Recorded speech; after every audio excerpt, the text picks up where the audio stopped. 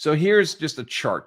It's a little complicated, but it's the 10 deciles from the bottom 10% of students admitted to Harvard to the top 10% of students admitted to Harvard. But we take the whole class and we divide them into tenths. And if you look at the top 10% of students, the yellow is the Asian students. And then we have Hispanic students, and then we have Black students. So when we look at the top 10% of performing students, that's the breakdown. But somehow, as we go down in academic performance, it flips almost precisely. In the bottom 10% of students, 40% of them are Black. Why is that? If Harvard was choosing people based on academic merit, all these columns would be the same. The whole class of Harvard is not all of America. It's a top fraction of 1% of Americans. There should be no distribution, no effective distribution from the bottom 10% of Harvard to the top 10% of Harvard, a minuscule distribution. Look at this. New York University, SAT and ACT average scores. SAT, of course, the test you take to get into a college. There's a wild distribution here, depending on race and ethnic group. Diversity of impact. They are letting in students